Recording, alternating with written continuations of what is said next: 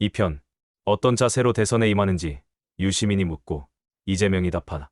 또다시 이런 병에 걸리지 않으려면 뭘 고쳐나갈 건가. 그렇죠. 이런 문제들이 바로 나옵니다. 그래서 그러면 결국 윤석열 대통령과 그 정권 담당자들이 했던 모든 행위들은 지금 우리 국민들이 요구하는 바와 달랐기 때문에 그렇죠. 예.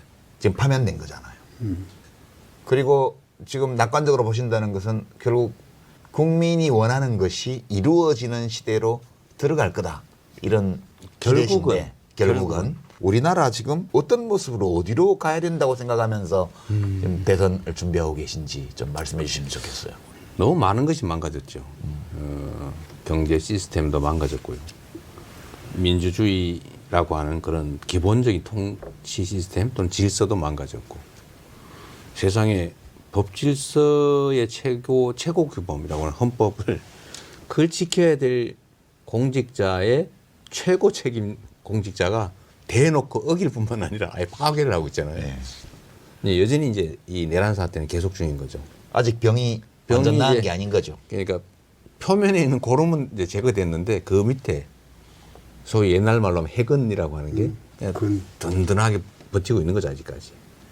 근데 이걸 제거하는 과정인데 여전히 고통스럽죠. 그리고 재발 위험성도 매우 크고요. 그 지금 극렬하게 저항하지 않습니까? 네. 안 보이지만 엄청난 저항이 있는 거예요. 근데 결국은 이겨낼 텐데 저는 우리 국민이 그런 힘이 있다고 봐요.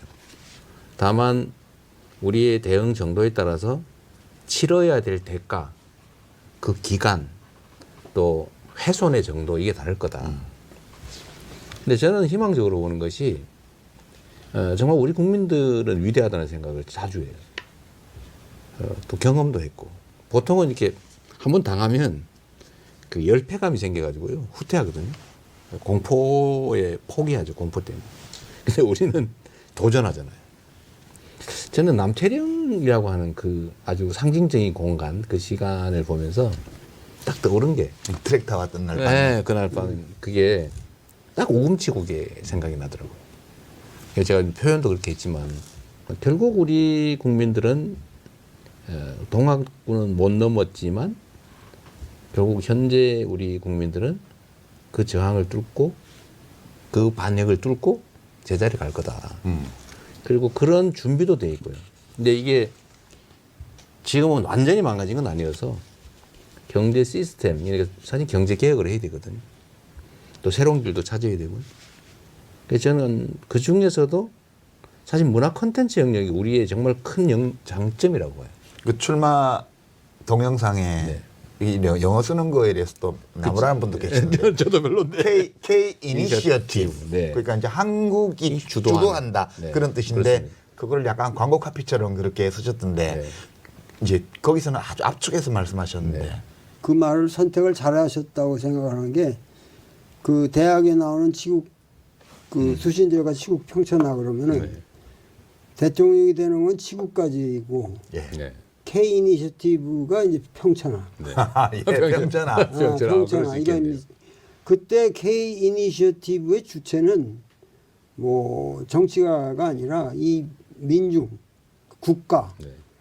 대한민국이라는 이 국가가 전 천하의 하늘 아래 모든 국가의 모범이 되는 거죠. 모델 표준이 되는 그래서 겁니다. 그게 이건 대학에 나오는 이 구절이구나. 평천하. 평천하. 그러니까 우리 국민들이 집단적으로 해낸다는 거죠. 그렇죠. 근데 저는 그 중에서도 예를 들면 우리가 뭐 기술이든지 뭐 산업이든지 이런 것들을 우리가 세계를 제패할 수는 없는데 저는 그래서 김구 선생이 정말 위대한 사람이라는 생각이 드는 거예요.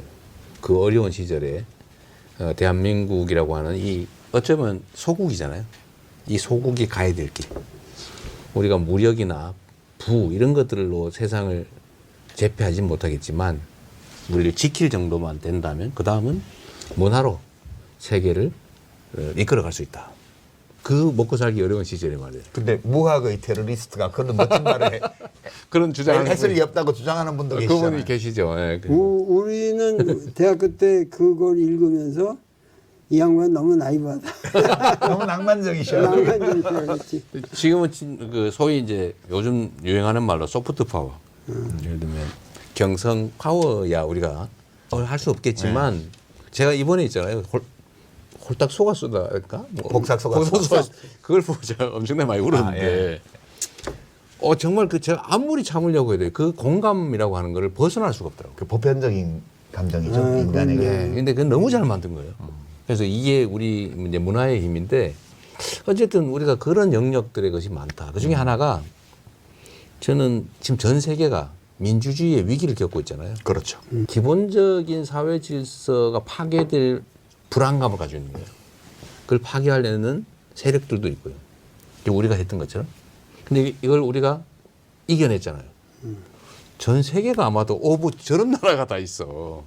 저게 가능해? 진짜 그렇게 생각해도 돼요? 도르선생님? 우리가 이거 이번에 한 거? 아, 이거는 제 딸도 저 토론토에 아주 정 교수로 있는데 나한테 메일을 항상 보내오면서 대한민국이 정말 위대하다. 네. 국제적으로 평가가 상당히 높다.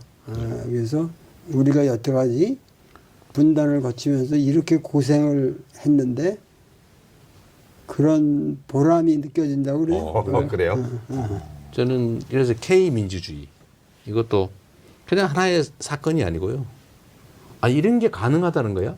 라고 하는 걸 전 세계에 보여준 것 같고요. 아마 전 세계에서 모델로 저는 대한민국의 사례를 찾을 것 같습니다. 권력자의 진입 쿠데타를 어떻게 이겨내는가? 그렇죠.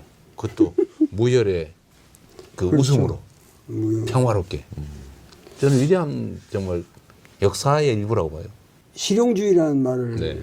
많이 쓰셨는데 그 핵심적인 단어로 사람들이 오해가 많은 것 같아요. 저 사람이 너무 실용적이라는 말을 경박하게 쓴다 이런 식으로 생각하는데 사실은 그 실용주의라는 것의 실용이라는 게 실제로 유스풀하다, 네. 쓰임이 있다, 기능이 있다.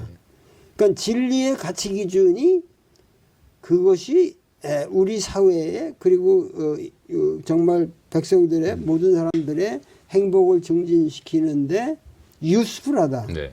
이러면은 진리로 받아들이겠다. 그러니까는 윌리엄 제임스도 그런 말을 했지만 참이기 때문에 유용하고 유용하기 때문에 참이다. 그런 말이 그러니까 그 말을 좀 더 과감하게 쓰실 필요가 있어요. 실용주의가 정말 필요한 겁니다 지금. K 이니셔티브 관련해서는 저 개인적으로 논평하자면 몇 가지 사례가 있는 것 같아요. 우리가 전체적으로 아직 소프트 파워 면에서 세계를 선도하는 건 아닌데 저 나라 뭐야? 라고 사람들을 놀라게 한 게 최근에 3번 있는데 첫 번째는 코로나19 글로벌 팬데믹 때 그렇죠. 예. 한쪽에서는 중국처럼 봉쇄 정책으로 강압적으로 해서 어느 정도 성공을 거둔 나라가 있었고 되게 민주주의 하는 나라들이 대부분 방역에 실패했습니다. 근데 한국은 강압적 조처 없이 정부와 시민이 협동해서 그렇죠. 아주 치명률이 높은 시기에 대유행을 막아내고 치명률이 아주 낮아진 다음에 이제 면역이 되도록 이거 성공한 나라잖아요. 그때 굉장히 이 세계를 놀래킨 게 하나 있었고요.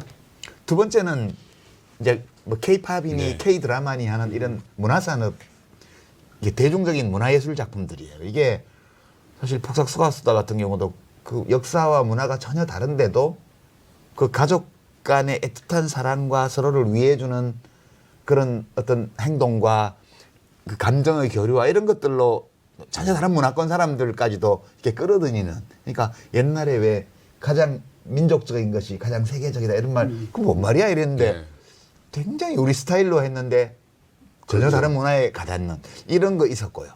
그 다음에 이번에 대통령의 친위 쿠데타를 무혈로 좌절시키고 다시 헌법 절차에 따라서 평화적으로 합법적으로 복구해 나가는 이 과정.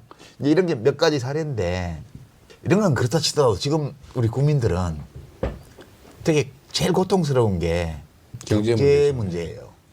그래서 지금 선생님이 실용주의, 실용 이 문제를 말씀하셨는데 그러면 그거를 이재명 의원께서 되게 강조하실 때에는 이 문제에 대해서 지금까지 좀 정부에서 접근하던 방식과는 좀 다르게 하겠다. 이런 의지가 들어있는 거죠. 그렇습니다. 그럼 한번 좀 뭐부터 어떻게 해야 될까요? 이거? 경제 문제.